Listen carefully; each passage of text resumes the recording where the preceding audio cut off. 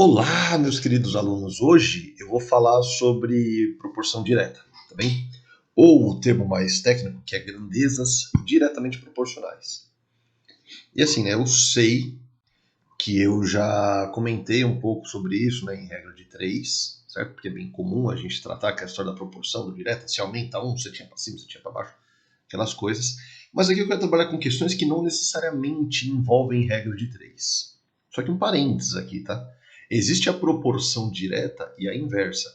A direta, cara, a grande maioria das questões de proporção direta dá para você resolver com o auxílio da regra de 3. Já a proporção inversa, não. Tá bom? Apesar de ter sido um termo que eu também discuti em regra de 3, da sentinha contrária e tudo mais, não é necessariamente algo que dá para você aplicar nas questões. Então, parte do que eu quero fazer aqui é ensinar para vocês uma resolução que não dependa da regra de 3, porque daí quando vem o caso da proporção inversa, eu sei que é raro, mas pode vir, se você estiver viciado em resolver por outros jeitos, ele não vai sair. Então eu preciso passar um caminho que valha para todos, como eu sempre gosto de fazer com vocês. Tá bem? Então, sem mais enrolação. Aqui, ó. Vamos trabalhar com grandezas diretamente proporcionais.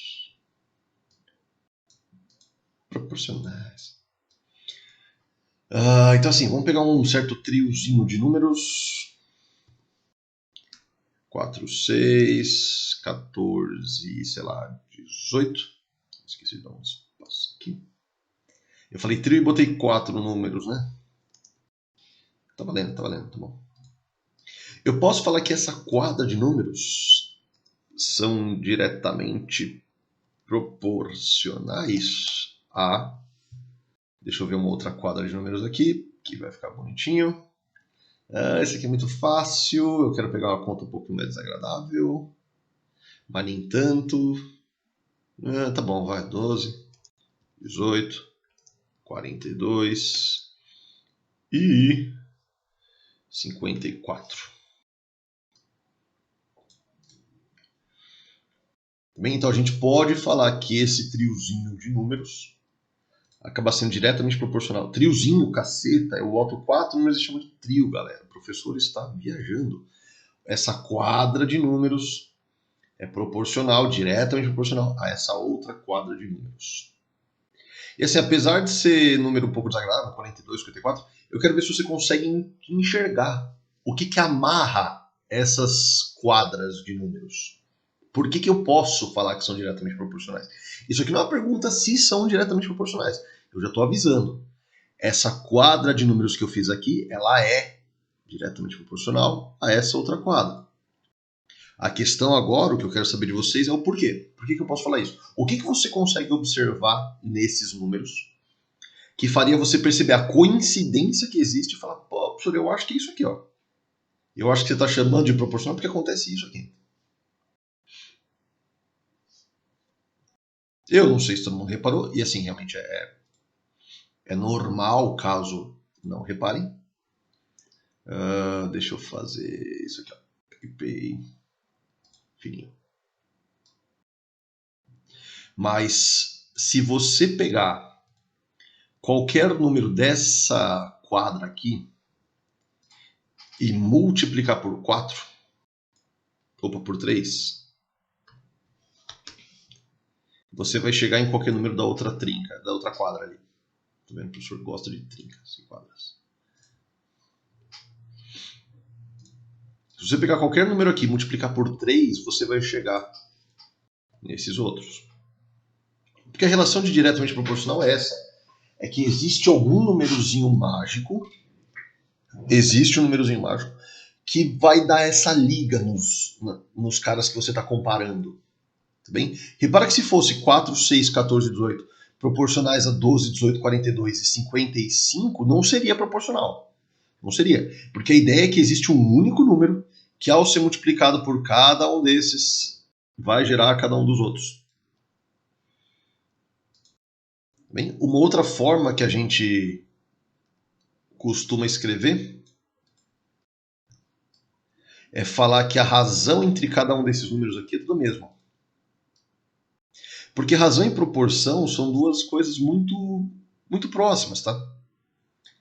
Agora, se você pegar qualquer um desses parezinhos, 12 para 4, 18 para 6, 42 para 14, 54 para 18, cada uma dessas razões aqui, cada uma dessas divisões vai dar 3. Isso aqui é um jeito horrível de escrever, tá? Repara que não é nada oficial essa escrita, mas eu quero dizer isso aqui. Essas divisões são a mesma. Tá bom? E assim, tem a forma de você escrever desse jeito, só que o que vai acontecer? Vocês vão reparar que o enunciado costuma ser escrito mais dessa forma. Também ele não vai dar a divisão já para vocês, ele vai comentar que alguma coisa que ele quer calcular é diretamente proporcional a algum outro tipo de informação. A questão clássica aqui é o dinheiro, né, a herança que vai ser dividida entre pessoas, entre netos, entre filhos, de maneira proporcional às idades.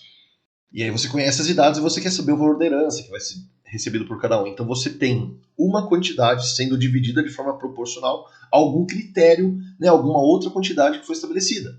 Bem comum ser idade. Tudo bem que o que eu vou fazer na primeira questão não é bem isso, mas vai dar certo. Então, vamos lá, primeira questão. Paula e Renata gastaram juntas R$ 48 na compra de bilhetes de uma loteria, sendo que Paula deu R$ 12. E a Renata deu os outros 36. Tudo bem se eu já fizer essa conta, né? E as duas foram sorteadas ganhando um prêmio de 120 mil conto, mano. Na partição desse prêmio entre elas, que foi feita proporcionalmente ao dinheiro que cada uma deu na compra dos bilhetes, quanto que ficou com a Renata? Aqui, ó. P. Como existem só duas quantidades, aqui caberia fácil uma regra de 3. Aliás, caberia uma outra resolução muito linda que eu vou comentar depois. Bem, mas daria pra gente nem gastar cérebro para resolver essa questão. É o que eu sempre falo, eu preciso de uma escrita padrão aqui. Então assim, a Paula deu R$ 12. Enquanto a Renata deu R$ 36. O dinheiro que elas vão receber acaba sendo diretamente proporcional ao dinheiro que elas investiram. Ou seja, o que amarra as coisas que você chama de proporcionais acaba sendo esse número incomum, esse númerozinho mágico, único, que quando você multiplica por cada um dos pesos que foi criado, você chega em cada um dos valores que você quer. Então quer dizer o quê? Existe um númerozinho mágico que vai ser multiplicado pelo 12 e pelo 36, o mesmo número, e vai chegar no dinheiro que cada uma recebeu. A pessoa que deu R$ 12 vai receber 12 vezes esse númerozinho mágico, a pessoa que deu R$ 36 vai receber 36 vezes esse númerozinho mágico. Professor, mas eu não sei quanto que vale esse númerozinho mágico. Bacana, por enquanto, nem eu. Então o que eu faço? Chamo-o de X. Ou, ó, só... Pode ser X, tá? Pode ser X. Mas nessa matéria, eu não sei porquê. A galera curte usar a letra K. Ela tem até um nomezinho bonitinho, ela é chamada constante de proporcionalidade. Ela é basicamente o número mágico que dá essa liga de um conjuntinho de números para outro. Tá bom? De um grupinho de números para outro. Então quem deu R$ 12 vai receber 12 vezes K, quem deu R$ 36 vai receber 36 vezes K. Repara que 12 é o dinheiro que ela dá, 12 vezes K é o que ela vai receber, tá? E aí se eu juntar o que as duas vão receber, 36 vezes K, tem que dar o total que vai ser recebido pelas duas, né? 120 mil.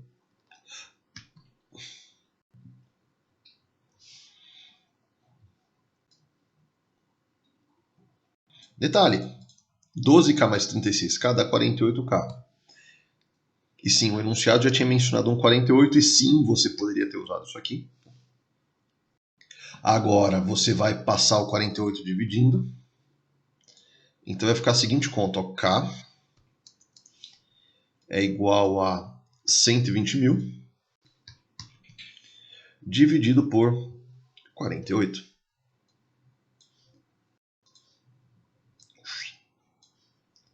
E aí, né? Deixa eu ver. Dá para dividir por 12 em cima e embaixo, né? Se eu dividir por 12 em cima, vai ficar 10 mil. Se eu dividir por 12 embaixo, vai ficar 4.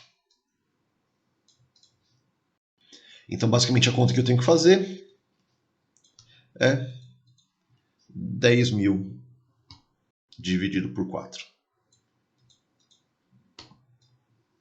Certo? 120 dividido por 12 dá 10, então 120 mil dividido por 12 vai dar 10 mil. Aí em 48 dividido por 12 vai dar 4, então é só fazer essa conta que vai dar 2.500.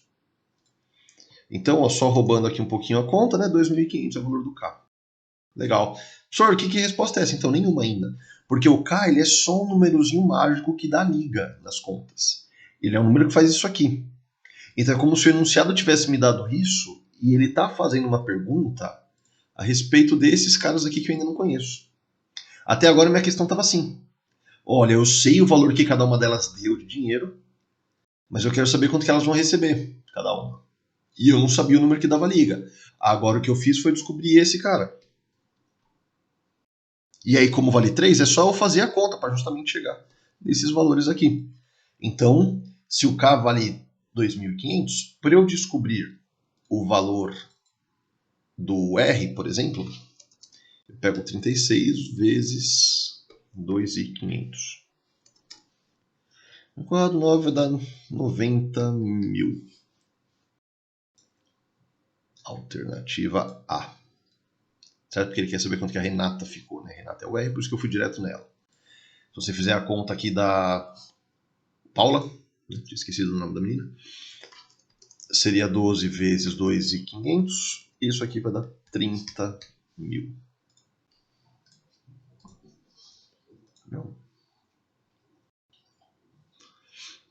Tá bem? Então foi 30 mil para uma, 90 mil para outra.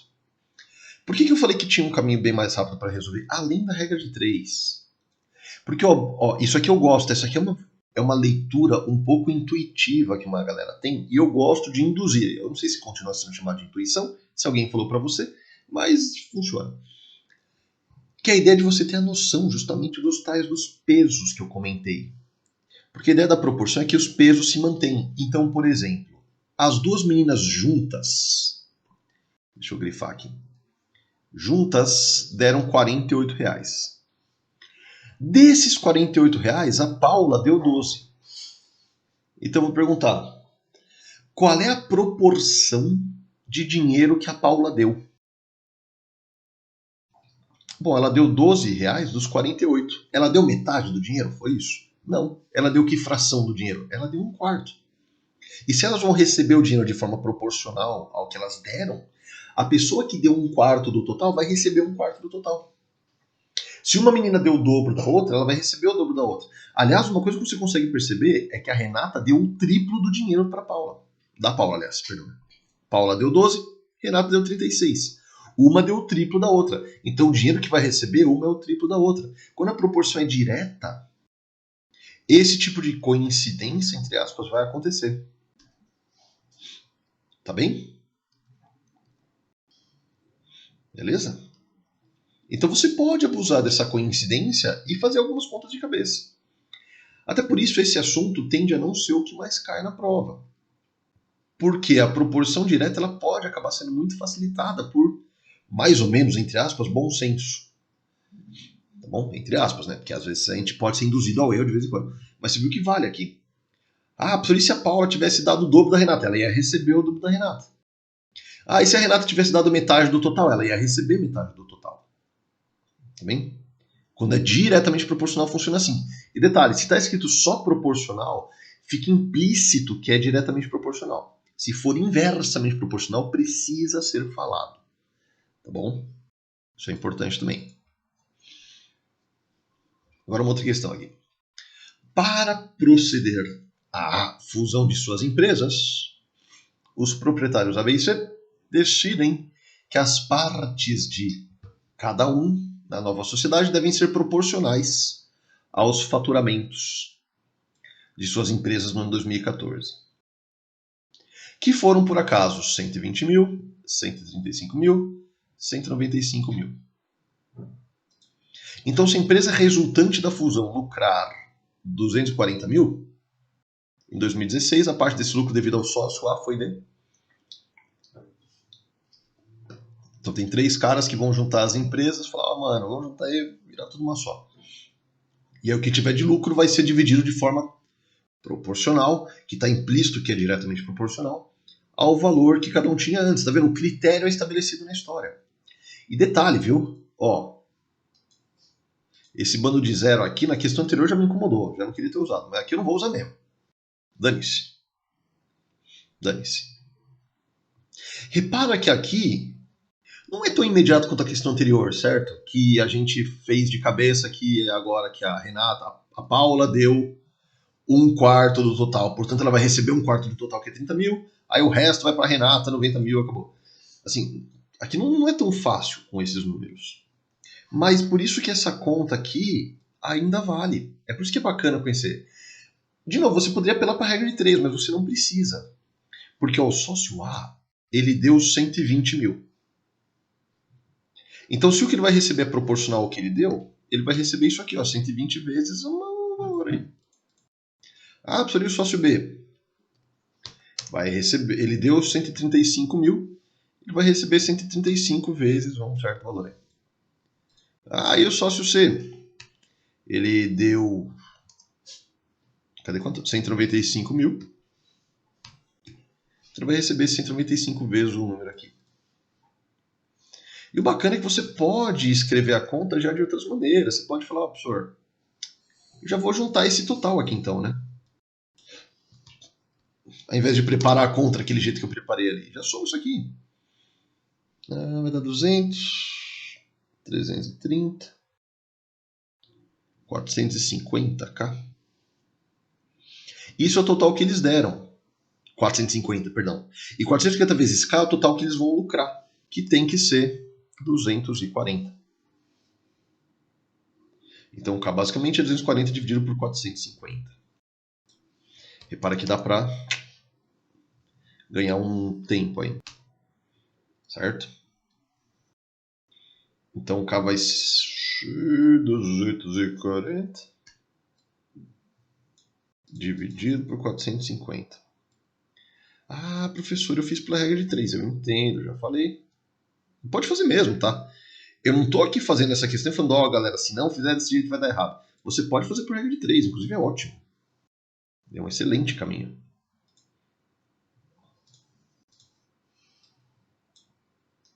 Tchau, tchau. Aí deixa eu ver, dá para dividir por 3 em cima e embaixo? Dá. Aliás, quer ver? Eu vou até ser um pouco mais malandro ainda aqui. Eu vou dividir por 3 em cima e embaixo, tá? Isso aqui... Quando você dividir por 3, 24 dividido por 3 dá 8, 45 por 3 dá 15. E repara que a gente chegou numa fração irredutível, como a gente fala, né? Não dá para simplificar mais isso aqui. Certo? Essa é a fração menorzinha que dá para chegar. Ah, então eu vou lá e divido 8 por 15, vai dar 0, alguma coisa. Não faz isso. O que a gente vai fazer agora é falar que isso aqui é o tal do K. Ele é 8/15avos, então eu venho aqui, como eu quero saber só o sócio A, né? Eu venho aqui nessa conta do A e falo que ele é 120 vezes esse valor de K.